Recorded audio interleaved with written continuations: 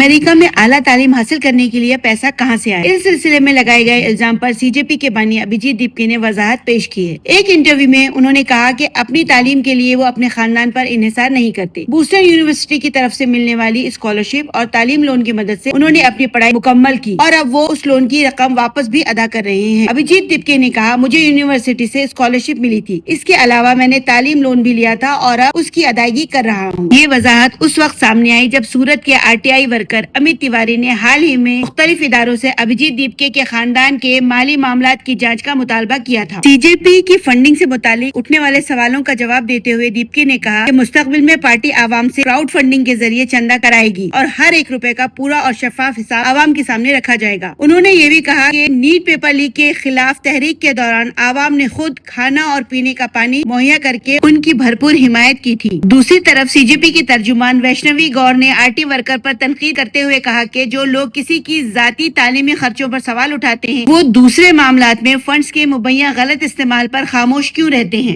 Education minister का इस्तीफा हुआ, NTA में काफी रिवैम्प्स हुए, बिल पास हुए, जो पब्लिक एग्जाम्स अमेंडमेंट बिल्स थे वो दोनों हाउसेस में पास हो गए। आपके जो डिमांड्स थे और जो चीजें हो रही वो अलाइन है? अलाइंड है तो पूरी तरह मैं ऐसा कहूंगा नहीं, क्योंकि हमारी जो डिमांड थी वो थी एजुकेशन मिनिस्टर का रेजिग्नेशन तो होना ही चाहिए, वो उन्होंने कर दिया है, लेकिन उनकी जगह उन्होंने किसको एजुकेशन मिनिस्टर बनाया? प्रहलाद जोशी जिनको देखा गया बिल्किस बानो के जो रेपिस्ट थे, बलात्कारी थे, उनका वो हार माला डालकर स्वागत कर रहे थे। तो सोचिए जो बच्चे स्कूल में पढ़ते होंगे, जो लड़कियां स्कूल में पढ़ती होगी, उनको कैसा लग रहा होगा कि एजुकेशन मिनिस्टर कौन है? बलात्कारियों का स्वागत करने वाला इंसान बलात्कारी बना हुआ है। तो हम इसका तो बिल्कुल समर्थन नहीं करते।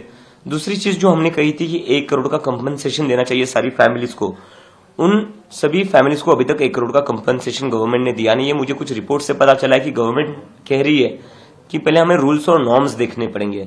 तो मुझे समझ नहीं आता कि जहां पर आपको सरकार गिरानी होती है वहां पर रातों रात सरकार गिरा देते हो, जहां पर आपको MP MLA खरीदने होते हैं वहां पर रातों रात करोड़ों सैकड़ों करोड़ों रुपए फेंक कर MP MLA खरीद लेते हो, वहां पर आपको कोई रूल्स और नॉर्म्स दिखते नहीं है। लेकिन जहां पर पीड़ित परिवारों को कंपनसेशन देने की बात आती है और 1 करोड़ का कंपनसेशन है, वहां पर आपको सारे रूल्स और नॉर्म्स याद आ रहे, इसका मतलब आपकी नीयत सही नहीं है। तो मुझे लगता है कि ये ऐसे बहाने ना बनाए, 1 करोड़ का कंपनसेशन सारी उन फैमिलीज को दे दे जिनके बच्चों ने आत्महत्या करी है, क्योंकि वो फैमिलीज जो है वो कर्जे में डूबी हुई है। तो ये जो मजीद खबरों के लिए हमारे चैनल मुंसिफ न्यूज 24x7 को देखते रहिए। अगर वीडियो अच्छी लगी तो लाइक करें, शेयर करें और चैनल को सब्सक्राइब करें।